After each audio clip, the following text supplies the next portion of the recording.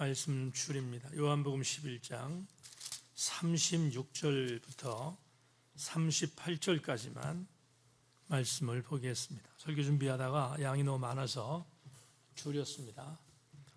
요한복음 11장 36절부터 38절까지만 한 목소리로 읽겠습니다. 다 같이 준비합니다. 시작. 이에 유대인들이 말하되 보라 그를 얼마나 사랑하셨는가 하며 그중 어떤 이는 말하되 맹인의 눈을 뜨게 하니 사람이 그 사람은 죽지 않게 할 수 없었더냐 하더라. 이에 예수께서 다시 속으로 비통히 여기시며 무덤에 가시니 무덤이 구리라 돌로 막았거늘. 아멘 아멘 아멘.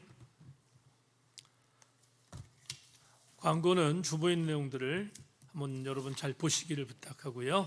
찬양하겠습니다. 모든 이름 위에 뛰어난 이름 찬양하고 말씀 보겠습니다. 우리 기도하는 마음으로 찬양하겠습니다.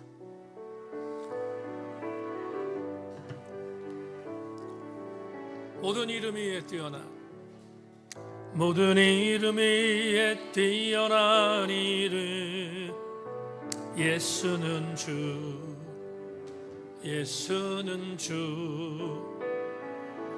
모든 무릎 꿇고 경배를 드리세. 예수는 만유의. 다시 한번 모든 이름 위에, 모든 이름 위에 뛰어난 이름 예수는 주. 그렇습니다. 예수는 주. 모든 무릎 꿇고 경배를 드리세. 예수는 선포합니다. 예수는 주니, 예수는 주, 예수는 주. 온 천하 만물 우러러 그 보좌 영광을 돌리세. 예수, 예수, 예수는 주, 예수는 주, 예수는 주. 온 천하 만물 우러러 그 보좌 영광을 돌리세. 예수, 예수, 예수. 다시 한번 예수는 주님, 예수는 주, 예수는 주. 온 천하 만물 우러러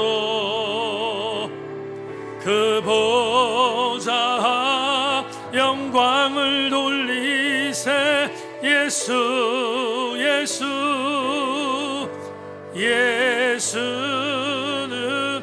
예수는 하나님의 공의,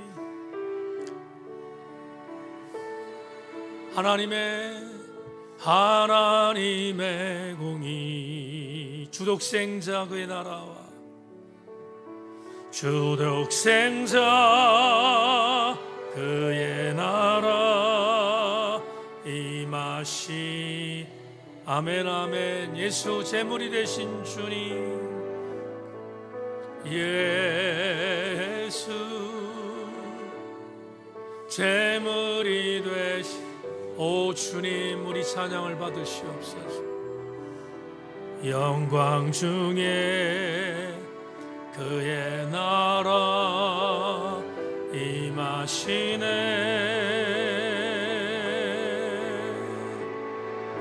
주의 나라 영원하며 주의 영광 무궁하리. 이 영광 능력이 이제 임하였세. 아멘 아멘. 주의 주권과 주의 통치와 주의 나라 힘과 권세 임하네. 예수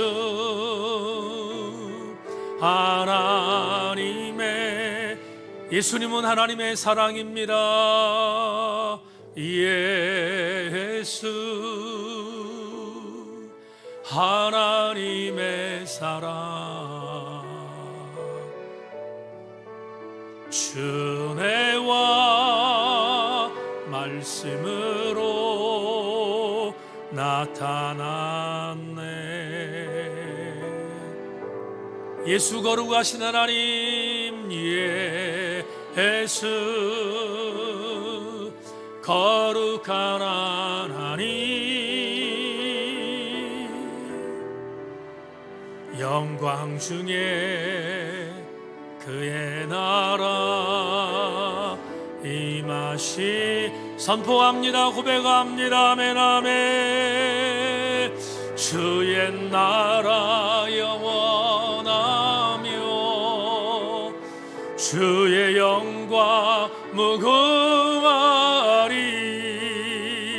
왕의 위엄과 능력이 이제 임하여 확신을 갖고 찬양합니다. 주의 주권과 주의 통치와 주의 나라 힘과 권세 임하 아멘 아멘 아멘. 예수 하나님의 예수는 주님입니다. 예수는 주 예수는 주 온 천하 만물을 얼어 그 보좌 영광을 돌리세 예수 예수 예수. 우리 마지막으로 다시 한번 선포합니다. 예수는 주 예수는 주 온 천하 만물을 얼어 그 보좌 영광을 돌리세 예수 예수 예수는 주.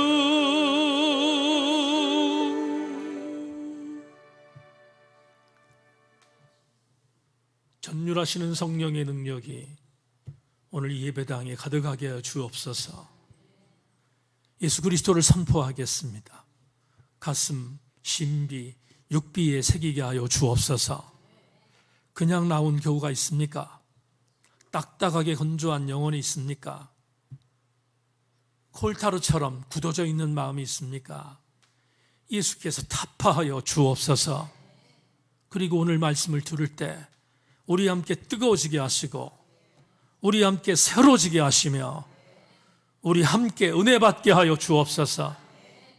사단이 오늘 수요 저녁 예배에 선포하는 말씀, 이강동 목사는 똑같은 말을 전할 거다 이렇게 유혹해도 성령의 능력으로 분쇄하여 주셔서 하나님의 말씀만이 들려지는 감동의 시간이 되게 하여 주옵소서. 주님, 겸손하겠습니다. 떨겠습니다. 은혜 시간 되게 하여 주옵소서. 주님이 오늘도 우리와 함께 하실 것을 원하며 내 옆에 계시는 성령이여 나를 도와주옵소서. 하나님의 은혜를 믿고 감사드리며 예수 그리스도 이름으로 기도합니다. 아멘 아멘. 예수님이 주님이신 것을 감사하고 예수님이 주님인 것을 선포하고 예수께서 여러분들을 통치하실 줄로 믿고 오늘 이 수요예배 은혜 시간 되기를 소망합니다. 우리 자막으로 제목 한번 보겠습니다. 자막 같이 읽겠습니다. 시작. 어디까지 가야 할까? 이런 제목 갖고 말씀의 은혜를 함께 공유하겠습니다. 자세히 기억이 나지 않는데 아주 오래전에 이동훈 목사님 책으로 어렴풋하게 기억이 납니다만 정확한 출처는 모르겠습니다. 책에서 이런 글을 읽었는데 이 목사님이 가끔 농담 겸 전하는 조크가 있는데 성도들한테 이렇게 말씀하신 것 같아요. 여러분, 왜 나사로의 무덤가에 가서 주께서 나사로야 라고 이름을 호명하면서 외쳤을까? 그렇게 질문을 하셨습니다. 그 책에서. 그리고 나서 자답한 글을 기억하는데 쭉 그 식으로 그 설교집에 있었던 것 같습니다. 나사로라는 이름을 부르지 않고 그냥 이름 없이 무덤에서 나오라 그렇게 외치면 아마도 무덤에 있는 모든 사람이 다 나왔을 것이다. 이렇게 조크를 했던 그를 기억합니다. 듣고 보니 나름대로 설득력이 있다 하는 생각을 하게 됐습니다. 오늘 사실은 본문으로 43절을 접근하려고 했지만 오늘 본문까지는 못 갈 것 같습니다.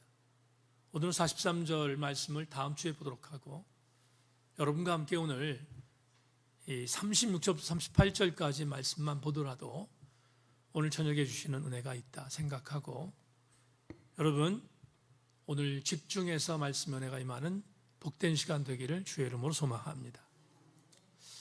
주께서 요단강 동편에 있었던 베다바라라는 지방에서 머무셨다고 우리는 이미 살폈습니다.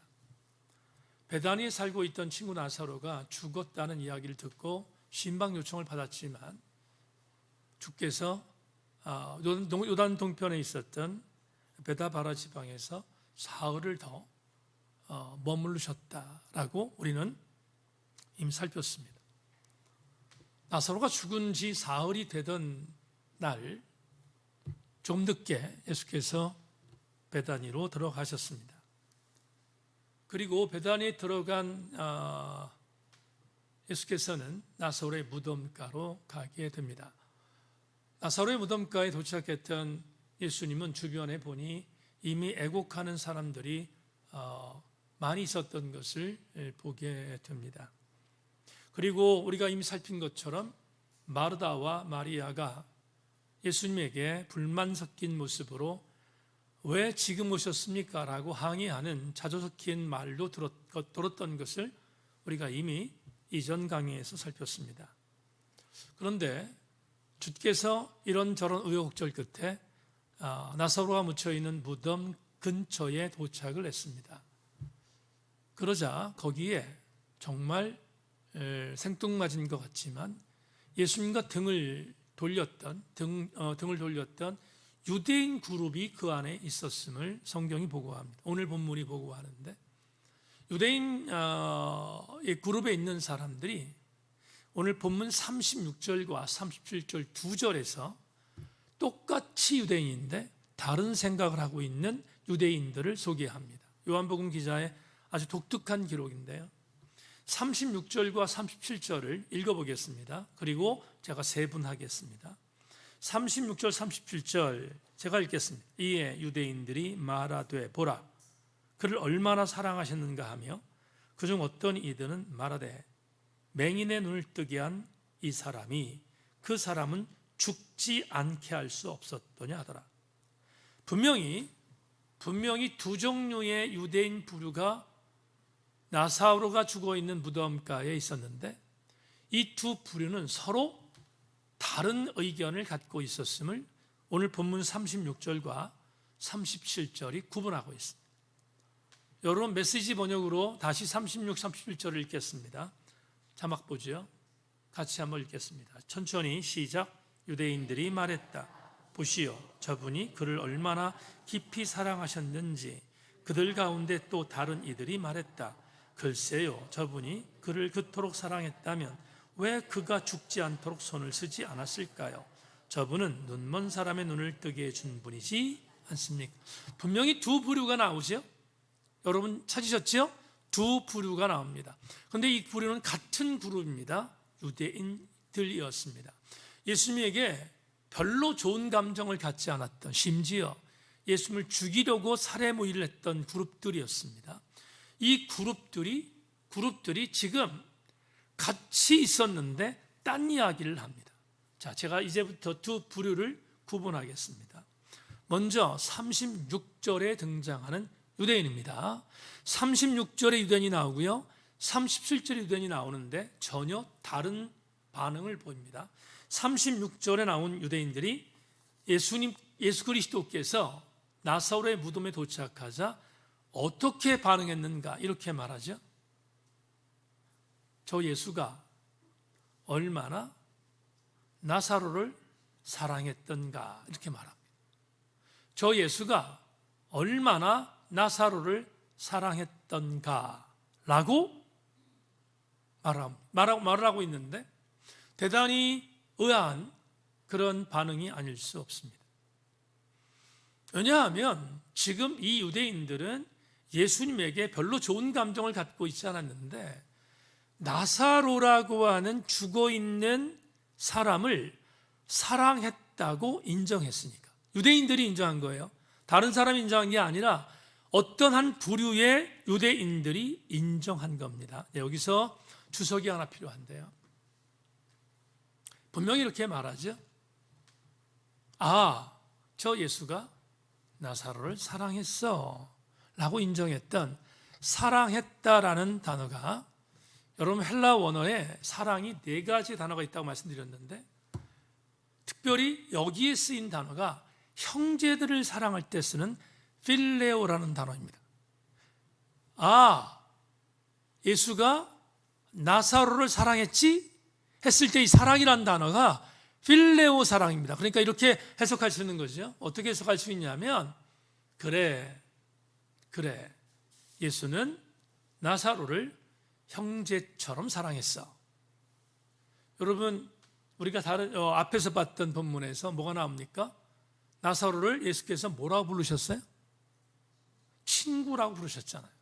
그러니까 친구의 사랑 그리고 형제의 사랑을 말할 때 쓰는 단어가 헬라어 단어 필레오이기 때문에 그렇구나, 유대인들은 적어도 필레오로 사랑했구나, 그걸 인정한 겁니다. 36절에 나오는 이 고백에서 이 토로에서 우린 그걸 알게 됩니다. 그런데 한국말이 좀 어려울 수 있는데요, 설교 준비하면서 문장이 이렇게 썼습니다. 36절에 나오는 유대인들이 고백했던 나사렛 예수는 베다니에 있는 나사로를 사랑했어라는 말, 이 말은 맞는 말이지만 틀린 말입니다. 외국인들이 한국말을 참 어렵다고 하죠. 이럴 때 어려운 겁니다. 맞는데 틀린데요. 맞는데 틀려. 왜 틀릴까? 왜 맞는데 틀릴까? 지금부터 여러분들에게 주석하겠습니다. 조금 전에 말씀을 드렸는데 맞는다는 의미를 보겠습니다. 여러분, 예수님은 나사로를 사랑했습니다. 어떻게? 형제처럼. 이유가 뭐냐 하면 예수께서 공생의 생활을 하시면서 그가 나름대로 쉼을 갖고 재충전을 했던 장소를 추적하다 보면 나사로의 집이 많이 나옵니다. 그러니까 나사로가 예수님의 재충전의 장소를 허락했습니다. 쉬게 만든 겁니다. 노숙자처럼 여겼던 예수님 갈 곳이 없잖아요. 그런데 쉴 수 있는 장소를 제공한 사람이 누구? 나사로였으니까. 뿐만 아니라 우리가 잘 알고 있습니다마는 그의 누이 동생들은 예수님을 지극정성으로 또 모시지 않습니까? 음식도 대접하고 말씀도 듣고 향유도 붓고, 이렇게 나사로의 누이 동생들은 예수 그리스도를 지극하게 봉양했습니다. 그러니까 당연히 예수께서 나사로를 형제처럼 사랑했다는 말은 맞는 말입니다. 아시겠죠? 맞는 말입니다. 그런데 틀립니다. 왜 틀릴까? 이건 신학적인 오류가 있어서 그렇습니다. 무슨 말인가 하면 예수께서 나사로를 사랑한 것은 필레오로 사랑하지 않았습니다. 나사로를 예수께서 사랑한 사랑은 형제 사랑을 뛰어넘어 아가페의 사랑이었어요. 왜 아가페의 사랑이었죠? 여러분, 나사로는 죽었습니다. 죽었는데 그를 다시 살리셨어요. 살리신 이유는 예수께서 요한복음 3장 16절에 말씀하셨던 말씀처럼 사랑하신 겁니다. 요한복음 3장 16절 뭐라고 되어 있습니까? 자막. 못 외우는 사람도 있을 테고 생각하니까 한번 읽어보겠습니다. 시작. 세상을 사랑하사 독생자를 주셨으니 이는 멸망하지 않고, 다 같이 하면, 여기 뭐라고 되어 있어요? 뭐가 나옵니까? 하나님이 세상을 이처럼. 여기 나오는 사랑은 필레오가 아니에요, 아가페입니다. 다시 말하면 아가페로 하나님께서 당신의 아들 예수 그리스도를 보내셨고 우리를 위해 죽으셨어요. 그건 조건부 사랑이 아닙니다. 무조건적 사랑이었다고요. 무조건적 사랑이라고. because of의 사랑이 아니라 in spite of의 사랑. 그럼에도 불구하고 사랑이 바로 아가페의 사랑입니다. 그러니까 나사로를 사랑한 것은, 예수께 사랑하신 것은 조건부로 사랑한 것이 아니라, 나사를 통하여 구속사의 한 그림을 완성하기 위하여 사랑했던 사랑. 그러니까 아가페의 사랑. 그러니까 이렇게 말할 수 있습니다. 맞았지만 뭐했다? 틀렸다. 우리는 여기까지 충분히 인정합니다. 그럼에도 불구하고 36절에 기록된 유대인들은 그래도 선방했습니다. 예수께서 나사로 사랑한 거 인정했으니까. 문제는 두 번째 부류입니다. 두 번째 부류는 37절에 있습니다. 여러분 37절로 가겠습니다. 37절 자막 띄워주세요. 다 같이 읽습니다. 시작. 그중 어떤 이는 말하되 맹인의 눈을 뜨게 한 사람이 그 사람은 죽지 않게 할 수 없었더냐 하더라. 이게 두 번째 부류입니다. 같이 있었던, 무덤가에 있었던 유대인들 중에서 두 번째 부류는 첫 번째 부류와는 다르게 완전히 반대의 반응을 보였습니다. 이렇게 말한 겁니다. 나사로를 사랑했다고? 아닌 것 같은데? 왜 나사로를 죽게 만들었지?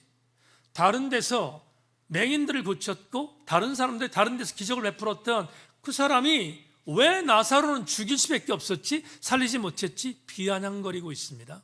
37절은 비아냥입니다. 여러분 잘 드세요. 유대인들 아주 소위가 나쁜 사람들입니다. 아주 질이 너무 나쁜 사람들입니다. 37절에 있는 유대인들의 이 발언은 예수님을 비아냥거리며 비토하는 것입니다. 시쳇말로 제가 원고에 썼는데 이런 말이에요. 왜 뒷북치지? 예수 저 사람 왜 뒷북치지? 심지어 더 악한 말로 악어의 눈물 흘리고 있네? 이렇게 말하는 겁니다. 그러니까 예수님을 전혀 인정하지 않고 예수 그리스도를 비아냥거리며 정말로 성토하고 있는 사람들이 37절에 있는 사람들입니다. 목회하면서 이런 경우를 정말 많이 봅니다. 여러분, 의견이 충돌했습니다.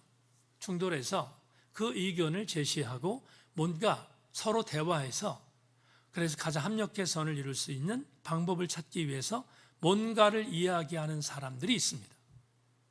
그런 사람들 교회를 유익하게 만들고 교회를 행복하게 만들고 교회를 건강하게 만듭니다. 그런데 무슨 말을 해도 반대하는 사람들이 있습니다. 반대를 위한 반대하는 사람들, 그들은 교회를 악하게 만듭니다. 목회하면서 적지 않게 봤는데 반대를 위한 반대를 하는 사람과는 대화가 안 되지 않습니다. 포기하게 되는 거죠. 바로 두 번째 부류가 바로 그런 자들입니다. 예수 그리스도가 무슨 일을 대 상관없습니다. 예수 그리스도를 반대합니다. 예수 그리스도를 공격합니다. 예수 그리스도는 죽어야 할 사람이라고 생각한 겁니다. 두 번째 부류는 소위가 아주 악한 존재들입니다. 자, 여기까지 37절을 봤습니다. 36절에 전반절에 있는 유대인들은 그런 대로 선방했지만 37절의 유대인들은 아주 못돼 먹은 사람들입니다. 예수 그리스도를 반대했던 사람들입니다. 이들의 반응을 주께서 36절과 37절에서 경험했습니다. 그러자 주님이 어떻게 반응하셨는지 이제 마지막 38절로 가겠습니다. 자, 38절에 주님의 반응이 나옵니다. 다 같이 한번 읽어볼까요? 시작. 이에 예수께서 다시 속으로 비통히 여기시며 무덤에 가시니 무덤이 굴리라 돌로 막았고. 예수님의 반응이 어떻게 나왔어요? 뭐 하셨어요? 비통하셨습니다. 자, 이 비통이라는 단어는 이미 우리가 앞에 33절에서 한번 공부했습니다. 비통하다. 이 단어는 매우 강하게 슬픔을 느끼는 상태입니다. C.K. 버렛이라는 신학자가 자기 책에 이런 말을 썼어요. 예수께서 충격을 받으셨다.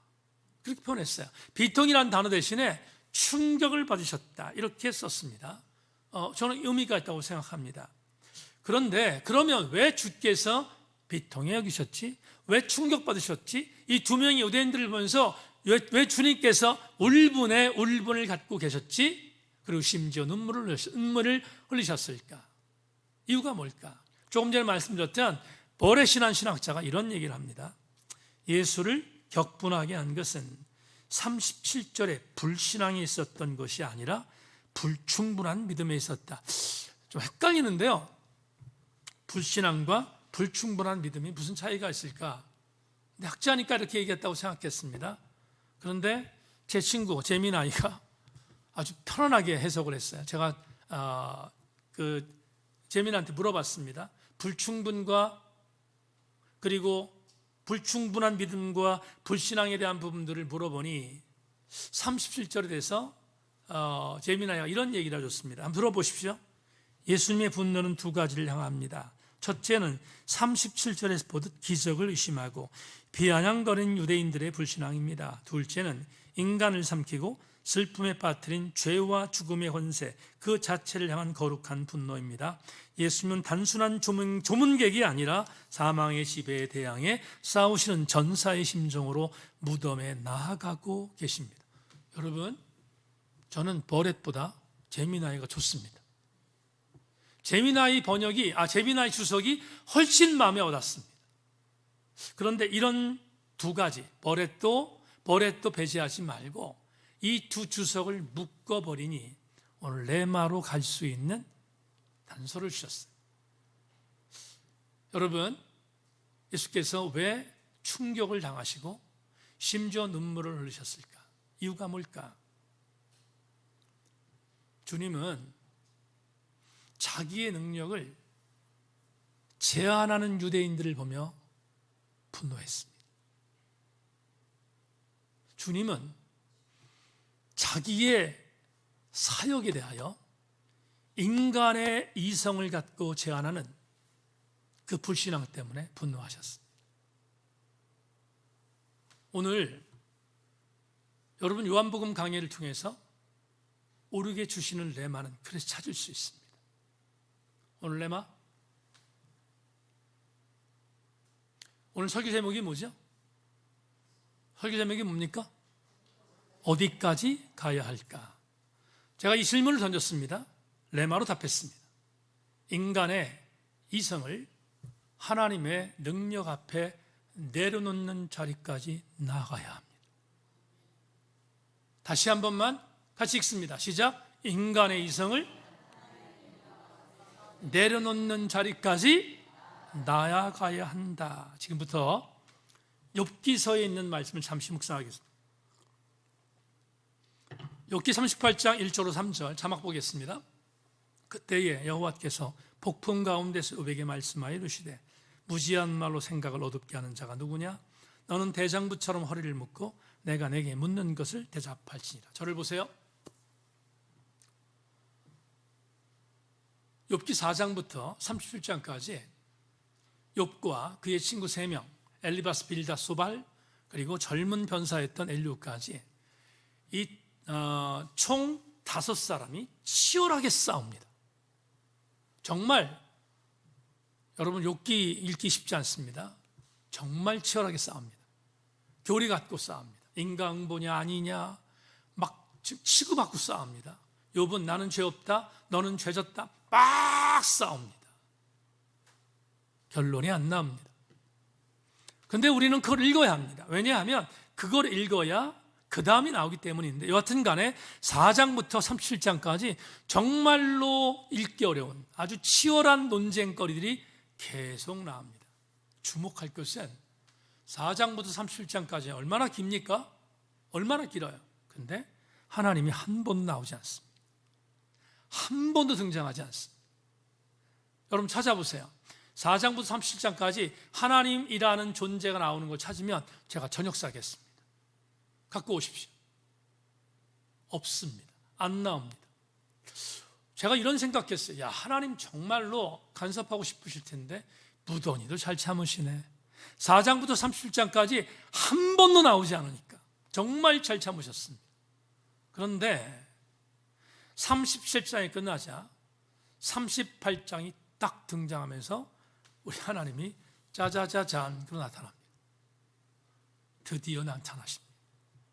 나타나셔서 38장에서 욥에게 이렇게 말씀합니다. 다시 제가 38장 1절 3절 말씀을 읽겠습니다. 조금 전에 읽었지만 다시 읽어보겠습니다. 이렇게 말합니다. 그때 여호와께서 폭풍 가운데서 욥에게 말씀하여 이르시되 무지한 말로 생각을 어둡게 하는 자가 누구냐? 너는 대장부처럼 허리를 묶고 내가 내게 묻기를 대답할지니라. 자, 풀겠습니다. 그렇게 참으셨던 하나님께서 38장에 나타나셔서 다른 사람에게 말하지 않고 욥에게 말합니다. 욥아, 너 허리를 묶어라 이렇게 말합니다. 허리를 묶어. 다시 무슨 말입니까? 허리를 졸라매라. 그리고 내가 너에게 물을 테니까 답하라 이렇게 말합니다. 이 말은 무슨 말인가 하면 내가 지금부터 너에게 질문할 텐데 너 허리띠를 풀면 안 돼? 이 말은 우리가 오늘 말로 바로 이런 겁니다. 쓸데없는 말 같고 말장난하지 마라. 주워 담을 수 없는 말 하지 마라. 정말로 내가 너에게 묻는 말만 정확하게. 너 4장부터 37장까지 나를 공격하고 네 친구들과 싸우면서 나에게 원망하고 너 나한테 뭐라고 했어? 하나님 나 죽여주세요라까지 말했다. 정말 그랬거든요. 하나님 나 죽이세요. 나를 이런 고통을 몬고 가신 분이 주님이 날 죽이세요까지 말했는데 난 참았다. 근데 이제 말할 테니까 내가 너에게 말하는 말, 그것 말하는 것 허리띠를 종에 매고 대장부처럼 쓸데없는 말로 말장난하지 말고 답하기를 바란다. 그리고 주님이 질문하십니다. 여러분 38장부터 39장까지 질문이 쫙 나옵니다. 그거 다 말씀드릴 수 없으니까 시작하는 한 구절만 읽겠습니다. 시작하는 한 구절 여러분에게 38장 4절로 11절까지만 읽겠습니다. 자막 보십시오. 제가 빠르게 읽겠습니다. 내가 땅에 기초를 놓을 때 내가 어디 있었느냐? 내가 깨달아 알았거든 말할지니라. 누가 그것 도량법을 정하였는지, 누가 그 줄에 그것의 위를 띄었는지 내가 아느냐? 그것의 주추는 무엇에 세웠으며 그 모퉁이 돌을 누가 놓았느냐? 그때에 샛별들이 기뻐 노래하며 하나님의 아들들이 다 기뻐 소리를 질렀느니라. 바다가 그 모태에서 퍼져나올 때에 문으로 그것을 가둔 자가 누구냐? 그때 내가 구름으로 그 옷을 만들고 흑암으로 그 강보를 만들고 한계를 정하여 문빗장을 지르고 이러기를 내가 여기까지 오고 더 넘어가지 못하리니 내 높은 바다가 여기서 그칠지니라 하였노라. 이게 질문이에요. 욥이 듣고 있습니다. 이 질문에 답해야 합니다. 주님 뭐라고 질문하신 겁니까? 메시지 번역에 풀어서 말하면 이렇게 질문한 것이 되어 있습니다. 내가 이 땅을 창조할 때 너는 어디 있었느냐? 내가 아는 것이 그렇게 많다니 어디 말해보아라. 누가 땅의 크기를 정하였느냐? 내가 모를 리 없겠지. 누가 그것을 설계하고 치수를 정했느냐? 새벽별들이 일제히 노래하고 모든 천사들이 손을 펴 찬양할 때 땅의 기초는 어떻게 놓였으며 그 주춧돌은 누가 놓았느냐? 아기가 태를 열고 나오듯 바닷물이 터져 나올 때 누가 그것을 감독하였느냐? 욥에게 물었습니다. 뭘 말씀드리고 있죠? 욥에게 이렇게 말씀하신 거예요. 욥아, 너 나한테 따졌는데, 너 나한테 시비 걸었는데, 너 나한테 날 죽여달라고 말했는데, 알았다. 내가 너한테 한 가지 질문한다. 욥아, 너를 누가 만들었냐? 너를 누가 만들었냐? 내가 이 땅을 세울 때, 이 천지를 창조할 때 너 어디 있었냐? 이렇게 묻습니다. 할 말이 없습니다. 욥이 한 게 없으니까. 여러분, 제가 오늘 치아 교정을 세 번째로 받았습니다. 잇몸치를 받았는데 저희 아버님 친가 쪽에 친가 쪽의 DNA를 닮았으면 제가 정말로 좋았을 거예요. 그런데 참 유감스럽게 외갓집을 닮았습니다. 외갓집은 치아가 별로 안 좋습니다. 외삼촌도 안 좋았고 이모들도 안 좋고 다 안 좋았습니다. 하필이면 그걸 닮았습니다. 근데 제가 한 번도 우리 엄마한테 엄마 왜 나를 이렇게 낳으셨어요? 그렇게 따지지 않았습니다. 아버지한테 왜 아버지 저는 아버지를 닮아서 치아가 좋게 만들지 왜 이렇게 엄마를 닮아서 엉망으로 만들었습니까? 이렇게 답하지 한 번도 물어본 적이 없습니다. 물어본 적 없습니다. 왜 그런지 아십니까? 나는 새끼니까. 여러분, 부모님을 통해서 태어난 것만 해도 감사하지. 갑자기 생각이 났는데 우리 아들이 며느리하고 싸울 때 그런 얘기를 한대요. 너는 이런 동안 남편을 만나서 얼마나 좋냐. 그럼 사는 얘기가 뭐라고 그러냐면 너 시아버지 동안이니까 그러니까 이런 복을 타고났다. 속으로 그러죠. 어떻게 저렇게 바보 같은 아들을 낳았을까 내가. 여러분 생각해 보세요. DNA가 닮은 것은 그건 자연적으로 주는 선물입니다. 선물이잖아요. 그거는 그거 갖고 시비 걸면 안 돼요. 토기장이가 있습니다. 토기를 만들었는데 토기가 이렇게 말합니다. 아이고 주인님 이왕이면 좀 존귀한 그런 고려 청자로 만들지 왜 나를 요강으로 만들었습니까? 이렇게 말합니까? 그렇게 말할 수 없잖아요. 그건 우리가 버릇이 없는 겁니다. 주께서 욥에게 묻습니다. 욥아, 내가 너를 만들었을 때 너 무엇하였느냐? 욥이 할 말 없습니다. 지금 여러분께 뭘 말씀드리려고 이런 말씀 드렸습니까? 이겁니다. 교우 여러분, 하나님은 나의 몸을 만드셨고, 다 같이 하면 하나님은 나의 이성을 만드셨고, 하나님은 나의 감성을 만드셨습니다. 그렇다면 나의 감성도, 나의 이성도, 나의 육체도 주님 앞에 당연히 굴복해야 합니다. 모든 이름 위에 뛰어난 이름을 우리가 노래했습니다. 왜 노래하는가? 우리는 그분 앞에 무릎 꿇을 수 있는 존재이기 때문에 그렇습니다. 항의하면 안 됩니다. 절대로 항의하면 안 돼요. 왜? 우리의 이성은 하나님의 것이 내 것이 아니기 때문에. 그런데 어떻게 건방지게 내 이성을 갖고 하나님의 창조의 섭리에 시비를 겁니까? 그건 말이 안 되는 겁니다. 오늘 레마가 뭡니까? 인간의 이성을 하나님의 능력 앞에 내려놓는 것이 신앙임을 명심해야 합니다. 만에 하나 나 이성을 갖고 하나님의 능력을 재단한다면 그건 불신앙입니다. 그건 정말로 불충한 일입니다. 오늘 우리에게 주는 말씀이 뭡니까? 왜 주께서 눈물을 흘리셨을까? 왜 유대인들의 말을 듣고 주님은 동분히 여기셨을까? 이유가 뭘까? 유대인들이 말합니다. 와, 저 나사렛 예수는 빌레오의 사랑으로 나사로를 사랑했네. 이건 봐줄만 합니다. 또 한 명의 유대인들이 말합니다. 저 예수는 도대체 뭐 한 거지? 왜 이 유대인들을 이 나사로를 살리지 못했지? 저는 헛짓을 한 것이 아닐까라고 비토했습니다. 둘 다 똑같습니다. 유대인들이 비토한 것은 하나님의 아들 예수 그리스도의 능력을 믿지 못한 불신앙입니다. 왜 그들이 그랬을까? 이유는 간단합니다. 본인들이 갖고 있었던 유대 종교의 이성으로 하나님의 능력을 제한했기 때문이다. 성경 대장 하나만 더 소개하고 설교를 맺겠습니다. 여러분, 예수께서 게네사렛 호숫가에 갈릴리의 한 지류인데 게네사렛 호숫가에서 고기를 잡고 있었던 7명의 제자에게 찾아갔습니다. 부활하신 주님입니다. 게네사렛 호수는 베드로의 고향 근처였습니다. 베드로가 예수님을 부인한 뒤에 고향에 내려가서 다시 고기를 잡는 일을 하며 옛 구습으로 돌아간 것입니다. 부활하신 주님은 7명, 베드로와 더불어서 따라 있는 6명의 제자들을 찾아가서 그들에게 두 번째 미션을 주신 것을 요한복음 21장에서 우리가 공부했습니다. 베드로에게 잡은 고기를 갖고 올라와서 육지에서 생선을 같이 먹고 식사를 하셨습니다. 조반을 마친 뒤에 베드로를 따로 부르셔서 베드로에게 이렇게 질문하셨습니다. 베드로야, 너 이 사람들보다 더 나 사랑하니? 3번을 물으셨습니다.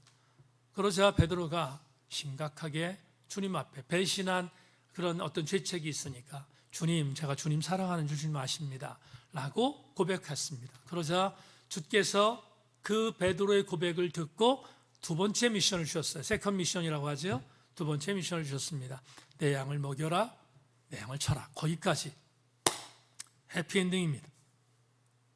그러면 해피엔딩을 받았던, 정말 야단치지 않고 해피엔딩으로 자기를 다시 보듬어 주셨던 예수님에게 예수 명령대로 양을 먹이고 치면 됩니다. 그런데 기가 막힌 얘기가 나옵니다. 어떤 얘기가 나오냐면 요한복음 21장 18절로 22절을 제가 읽을 테니까 여러분 잘 따라오십시오. 내가 진실로 진실로 내게 이르노니 내가 젊어서는 스스로 띠띠고 원하는 곳으로 다녔거니와 늙어서는 내 팔을 벌리리니 남이 내게 띠띠우고 원하지 아니하는 곳으로 데려가리라.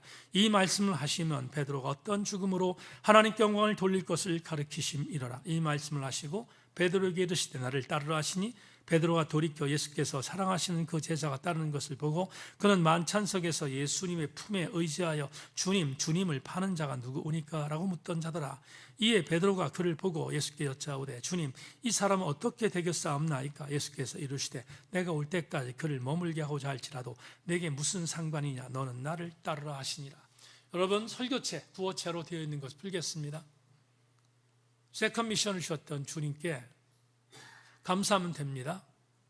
그런데 주께서 베드로를 부르셔서 이렇게 말합니다. 베드로야, 너 젊어서 여기서 쿵 저기서 쿵 했다. 네 멋대로 살았다.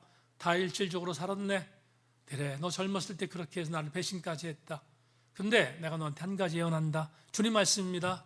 베드로야, 너는 앞으로 나이가 늙어서 내가 원하는 곳에 죽지, 너가 정말로 원하는 곳에 죽지 않고 내가 원하지 않는 곳에 죽게 될 것이다. 그리고 두 팔을 벌려서 내가 원하지 않는 상태에서 마지막을 당하게 될 것이다. 예수께서 아마도 앞비오라고 하는 로마의 오솔길에서 예수님을 피하고 도망가던 베드로가 예수님, 우리 그 코바디스 얘기 제가 말씀드렸는데 AD 64년에 네로가 로마를 불태웠을 때 거기 안에 있었던 베드로가 무서워서 도망 나오지 않습니까? 로마에 나오는 출구였던 앞비오라는 오솔길에서 빠져나옵니다. 빠져나오는데 뭔가 그림자가 확 지나가는 게 보입니다. 그래서 확 보니 부활하신 주님이 로마로 들어가는 거예요. 로마로. 부활하신 주님이. 깜짝 놀랐던 베드로가 그렇게 말하죠. 코바디스 도미네, 주님 어디 가십니까? 그러자 주께서 베드로에게 이렇게 말합니다. 베드로야, 네가 버리고 나온 로마에 있는 그리스도인들을 위하여 내가 두 번째 못 박히러 간다. 이렇게 말씀하십니다. 여러분, 베드로가 얼마나 기가 막혔겠어요? 얼마나 끔찍했겠습니까? 돌아서서 앞비오 오솔길로 도망 나오던 베드로가 다시 들어갑니다.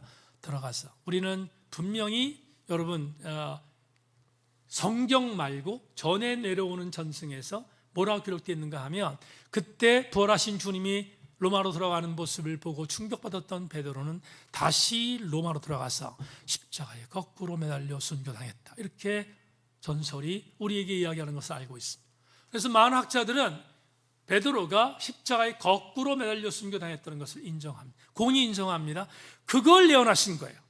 그걸 요한복음 21장 18절 22절에서 예언했습니다. 그런데 이때는 그게 잘 몰랐던 베드로 이렇게 말합니다. 주님, 기분 나빴죠? 내가 원하지 않는 곳에 가서 원하지 않는 죽음을 당한다는 예수님의 예언이 기분 나빴습니다. 갑자기 예수님께 신문합니다. 이렇게, 주님, 알았어요. 죽으면 될 거 아니에요. 근데 이렇게 말합니다. 저 요한 보이시죠? 저 요한은 어떻게 죽을 겁니까? 이렇게 묻습니다. 요한은 어떻게 죽을 겁니까? 이렇게 물어요. 지금 제가 말씀드렸던 요한복음 21장 18절 22절이 그걸 말하고 있어요. 이 요한의 마지막은 어떻게 될 것입니까? 이렇게 묻습니다. 얼마나 생뚱맞습니까? 주께서 이렇게 말합니다. 이놈아, 그게 너하고 무슨 상관인데? 너한테 그게 무슨 상관인데? 주님 말씀하시면 이렇게 말합니다. 너는 그냥 나만 따르면 돼. 왜 마지막 엔딩만트로 이 말씀 여러분들에게 드렸는지 아십니까? 베드로는 끝까지 자기 이성으로 예수 그리스도의 일하심에 대하여 항거했습니다. 저항했습니다. 두 번째 미션을 받았음에도 불구하고 그는 자기가 죽는다는 말에 대하여 자기 이성이 발동하여 예수 그리스도의 일하심을 제안하고 있습니다. 사랑하는 여러분, 오늘 저녁에 우리를 부르신 이유가 있습니다. 여기 대면에서 예배를 드리는 지체 여러분, 유튜브로 예배를 드리는 사랑하는 집사님들, 그리고 오늘 줌으로 예배 드리는 사랑하는 집사님들 모두에게 주는 영적인 교훈이 있습니다. 무엇입니까? 주님은 오늘 이렇게 말씀합니다. 너희들의 이성을 내가 만들었는데 내가 만든 이성 갖고 나의 능력을 제한하지 말라는 것입니다. 우리 이성은 하나님의 능력과 일하심을 제한하는 것이 아니라 하나님의 능력을 인정하고 쓰임받는 도구가 이성이 되어야 합니다. 이성은 믿음을 통제할 수 없습니다.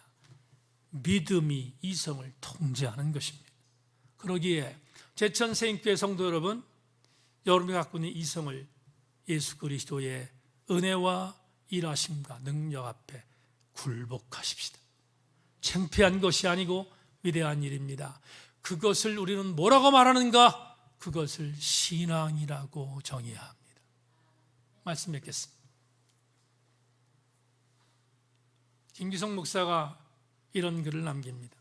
성숙한 믿음이란 하나님에 대해서라면 모를 것이 없는 것처럼 처신하는 것이 아니라 우리가 아는 것이 너무 작다는 사실을 인정하는 것입니다. 말씀 맺겠습니다. 우리 그리스도인들이 어디까지 나가야 합니까? 저와 여러분 같은 그리스도인이 어디까지 전진해야 합니까? 우리가 전진할 수 있는 자리는 우리 이성을 주님 앞에 내려놓는 자리입니다. 주님의 일하심의 능력 앞에 우리의 이성을 내려놓는 데까지 나아가는 것이 신앙입니다. 그래서 이사야는 이렇게 말했습니다. 너희는 여호와를 만날 만한 때 찾으라. 가까이 계실 때 그를 부르라. 악인은 그의 길을, 불의한 자는 그의 생각을 버리고 여호와께로 돌아오라. 그리하면 그가 긍휼히 여기시리라. 우리 하나님께로 돌아오라. 그가 너그럽게 용서하시리라. 이는 내 생각이 너희 생각과 다르며 내 길은 너희 길과 다름이니라. 여호와의 말씀이니라. 이는 하늘이 땅보다 높음 같이 내 길은 너희의 길보다 높으며 내 생각은 너희의 생각보다 높음이니라.